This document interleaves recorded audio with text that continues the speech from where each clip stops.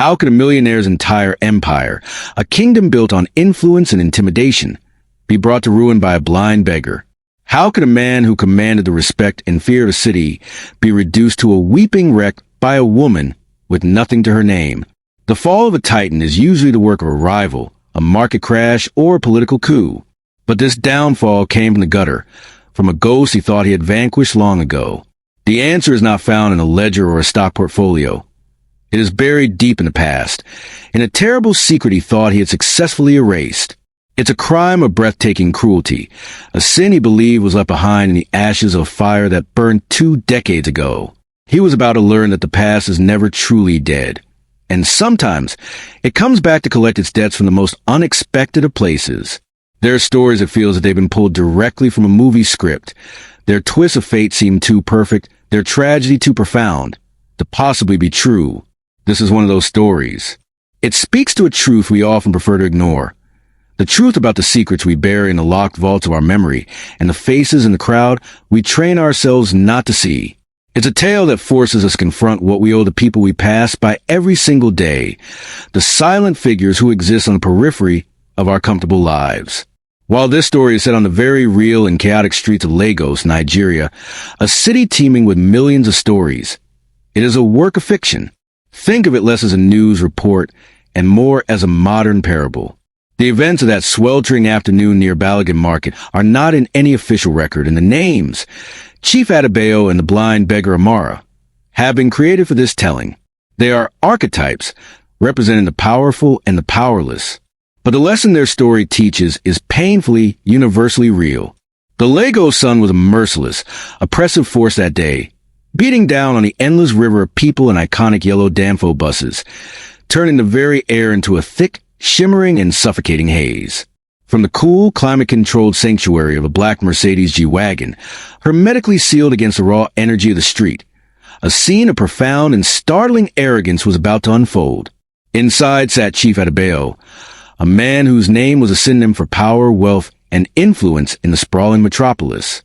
You couldn't live in Lagos and not know who he was. His face was a regular fixture in society magazines and newspaper business sections, a carefully crafted image of success and generosity. He was celebrated as a great philanthropist, but known on the streets for the ruthless, almost surgical efficiency with which he had built his vast commercial empire, leaving a trail of crushed competitors in his wake. At that particular moment, however, his painstakingly curated public image was cracking under the immense strain of a simple, immovable traffic jam. Chief Adebayo was a man accustomed to having his path cleared, to having the world bend to his will and schedule. His convoy of imposing black SUVs typically parted the notoriously dense Lagos traffic like a divine intervention, a rolling testament to his importance. But today, the city's gridlock was absolute, a democratic force that humbled kings and commoners alike. Trapped in his bubble of cold air and simmering entitlement, he finally burst from the car, his impeccably tailored Italian suit a stark, almost offensive contrast to the grit, sweat, and desperate hustle of the street. He stood there, fuming, his face a mask of indignation, as if the entire city of Lagos had conspired to personally offend him by daring to impede his progress. His target, the unfortunate soul who would bear the full, concentrated force of his displaced rage, was a small, frail woman huddled against the cool marble wall of a bank. She was blind, her eyes hidden behind a pair of dark, cracked sunglasses that had clearly seen better decades, a relic from a past life. In her trembling hand, she held out a small, empty plastic bowl, a silent, desperate plea to the hurried, anonymous masses that flowed past her. She was almost invisible, a permanent fixture of the urban landscape that most people, in a necessary act of self-preservation, had trained themselves not to see. She was a ghost of poverty haunting the city's relentless, forward-charging ambition, a detail most chose to blur into the background. Chief Adebayo's voice, a powerful boom that usually commanded boardrooms and silenced even the most stubborn dissent, was now unleashed as a weapon, aimed directly and cruelly at her. "Are you deaf as well as blind?" he bellowed, his words dripping with contempt so potent it seemed to physically poison the humid air around them, causing several passers-by to stop and stare. "Move. Your filth is blocking the entrance to my bank." His sudden, shocking declaration that he owned the very building she sheltered against was not just a statement of fact. It was a strategic move, a carefully chosen phrase designed to inflict maximum public humiliation, to unequivocally establish his dominance over this small patch of pavement and everyone on it. The woman flinched, her body recoiling from the verbal assault as if she had been struck. She clutched a worn, smooth wooden walking stick, as if it were her only anchor in the sudden, violent storm of his fury. The crowd, which in Lagos is usually so quick to gather, to spectate, to offer opinions, and to pass judgment, was unervingly still and silent. They just stared, their collective silence a potent mixture of raw shock and palpable intimidation. Nobody moved. Nobody dared to say a single word against a man of his stature and known reputation. Then, the chief did something that sent a collective chill through the humid air. He strode forward, grabbed the woman by her thin, fragile arm, his collection of large diamond rings flashing obscenely in the harsh afternoon sun. He didn't just push her aside. He dragged her, stumbling and terrified, toward his gleaming Mercedes and shoved her unceremoniously into the expensive leather of the back seat. He barked a sharp order at his driver, and the car lurched back into the flow of traffic and disappeared, leaving a stunned, gaping, and troubled silence in its wake. The long journey across the city was heavy with a silent, suffocating tension that seemed to press in from all sides. Chief Adebayo's Mercedes sliced through the notorious, legendary traffic of the Third Mainland Bridge, leaving the vibrant, noisy chaos of Lagos Island behind for manicured, sterile, and almost unnerving quiet of Ikoyi. Inside the opulent vehicle, the air was thick with unspoken questions and a growing sense of profound unease. The chief was a rigid, unmoving silhouette against the tinted window, staring straight ahead, his jaw clenched so tight that a single muscle pulsed violently in his cheek. He was a man wrestling with an initial irritation that was beginning to morph into something more, something deeper and more unsettling that he couldn't quite name. It was a feeling entirely foreign to him, and it was gnawing away at his composure.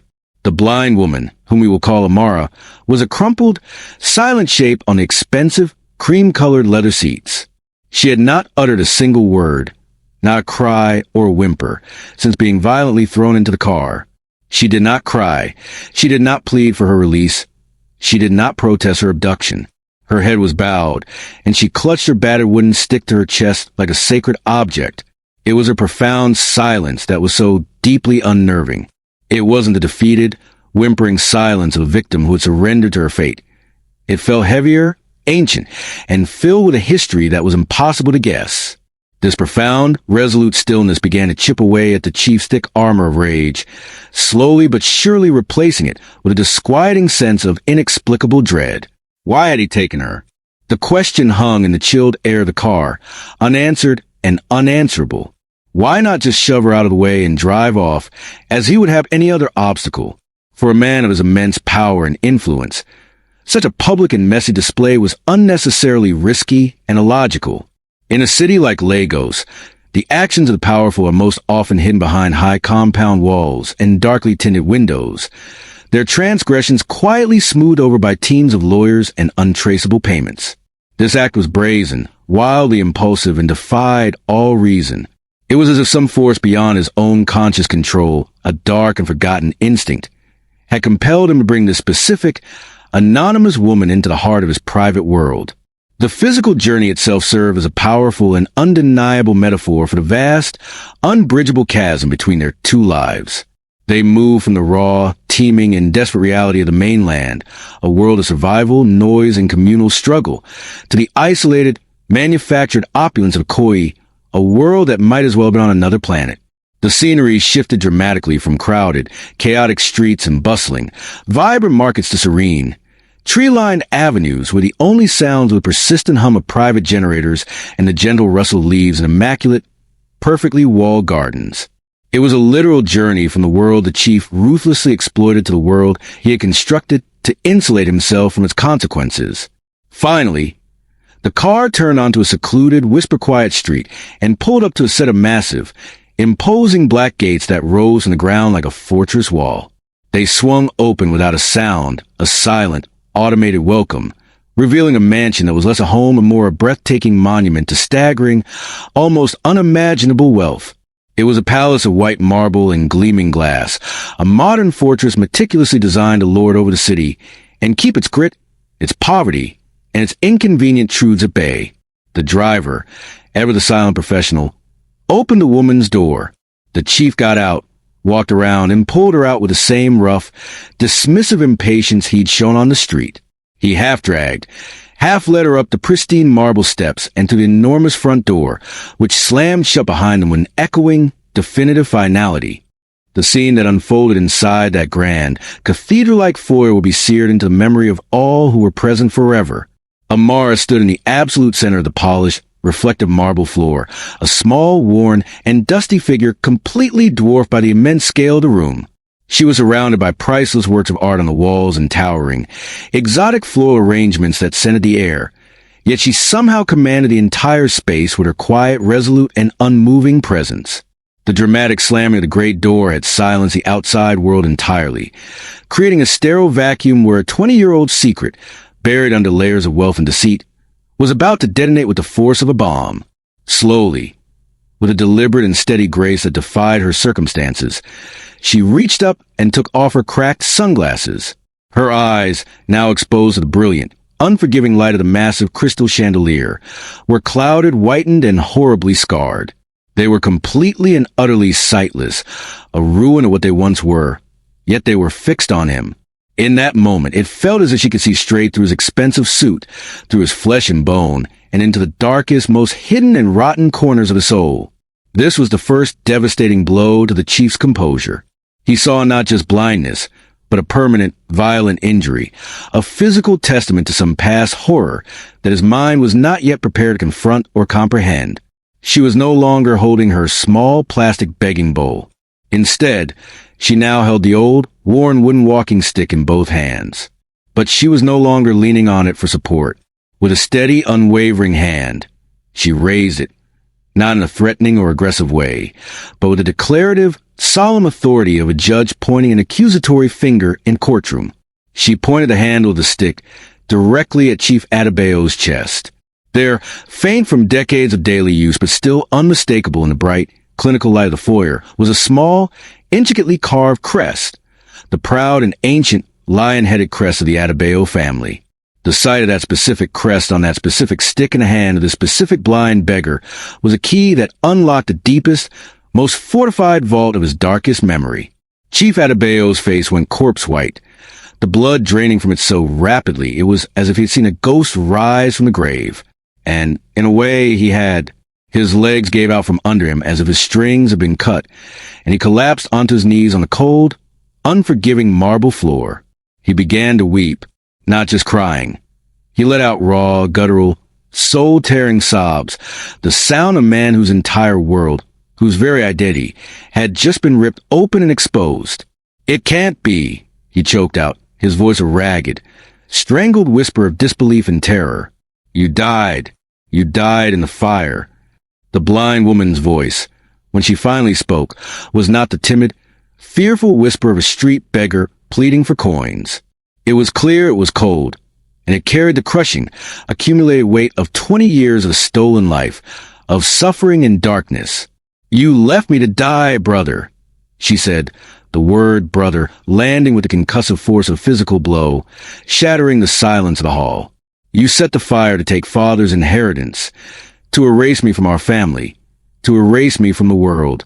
But the fire didn't take my life. It only took my sight." The air in the room ran cold, suddenly thick and heavy with the unspeakable horror of an exposed sin. This wasn't some random beggar. This was Amara Adebayo, his younger sister, the rightful co-heir to his entire fortune, and the living, breathing ghost of his greatest and most terrible crime. One spoken aloud in the echoing, tomb-like silence of the mansion, that terrible, undeniable truth shattered what was left of Chief Adebayo's carefully constructed reality. The man who moved markets with a single phone call and commanded legions of employees with a single, authoritative glance was now reduced to a shuddering, pathetic child, crawling on his hands and knees across the vast expanse of polished marble towards a sister he had attempted to burn alive 2 decades earlier. "I thought you were gone," he stammered, his words broken and mangled by desperate, heaving sobs. "I swear, Amara, I was young. I was a fool. I was ambitious. I was consumed by my own greed. I wanted it all. You already at half, she replied, her voice remaining perfectly steady, a chilling, ice-cold counterpoint to his hysterical, undignified breakdown. Father left us everything, to be shared together, to build a legacy as one. But your greed was a bottomless, ravenous pit. It was never enough.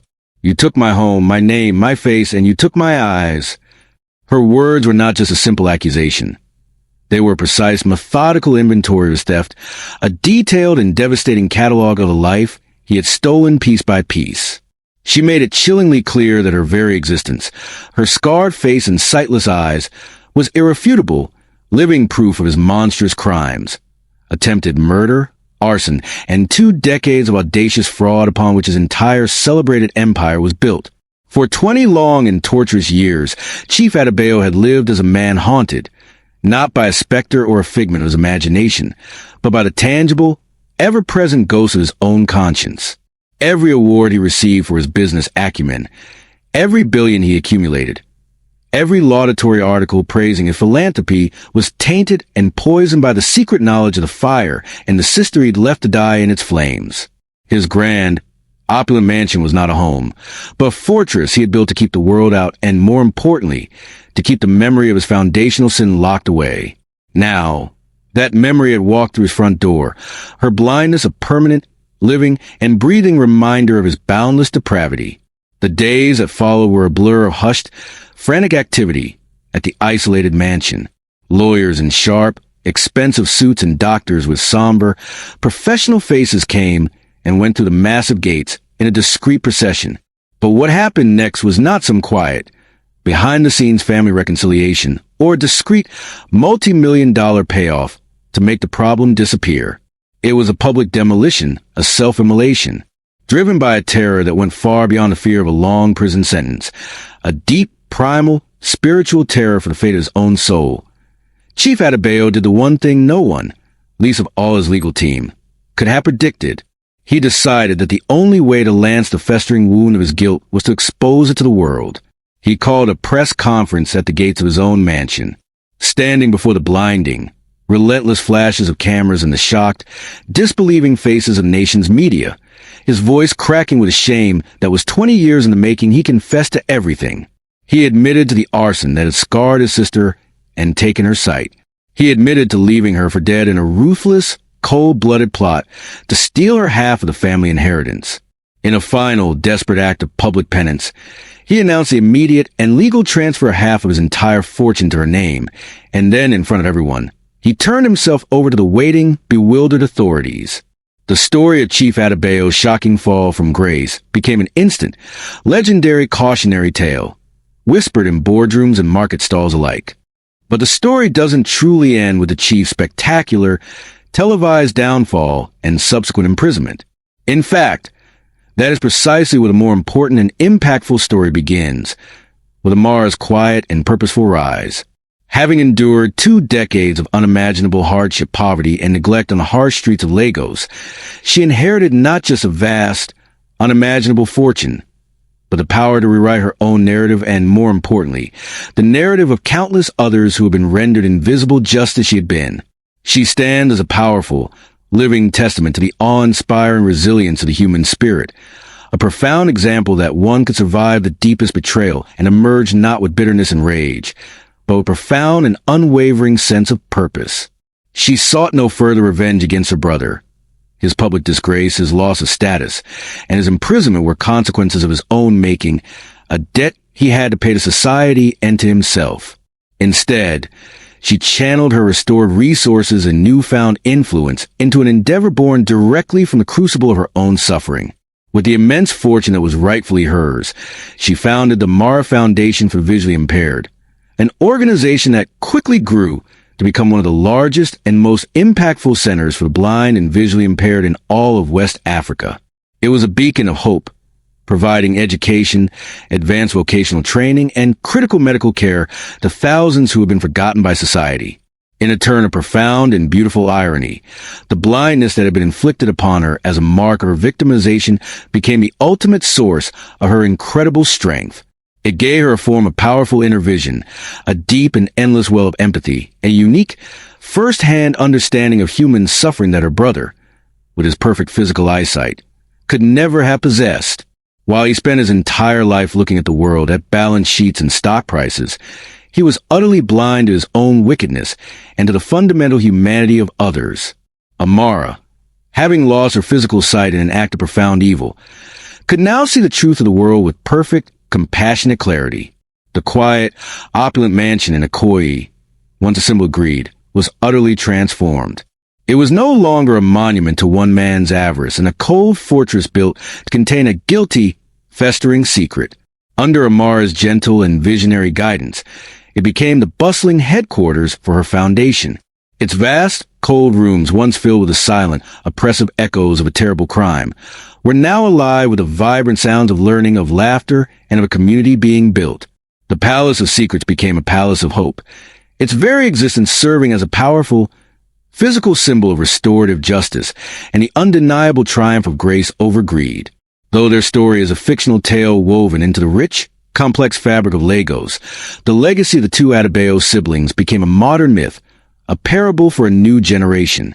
It serves as a chilling and potent reminder to all that a life, or an empire, built on a foundation of sin is ultimately built on sand, destined to collapse under the weight of its own corruption. Their intertwined fates teach a timeless, universal lesson that resonates across cultures and continents.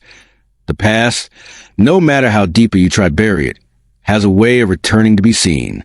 And true vision, the kind that truly matters, has nothing at all to do with what our eyes are able to see. In the end, this tale, born from the chaos, energy, and stark contrast of Lagos, serves as a powerful and universal parable. It transcends its specific setting to speak a fundamental truth about the carefully constructed walls we build in our own lives. It is about the dark secrets we guard within our souls, and, perhaps more importantly, about the people we consciously or unconsciously choose to render invisible. The story holds up a mirror, forcing us to confront the casual dismissals, the averted eyes, and the minor injustices we may commit or witness every single day, and to seriously question their true, accumulating cost. It compels us to ask ourselves a series of uncomfortable but necessary questions. Who are the ghosts we are creating in our own lives? Who are the people we have wronged, ignored, dismissed, or looked straight through as if they were nothing more than a part of scenery? Chief Adebayo learned in the most devastating way possible that these forgotten figures are not merely passive victims of our neglect or footnotes in our personal histories. They hold the keys to our past and, in many ways, the keys to our own conscience, possessing a moral authority that we cannot erase.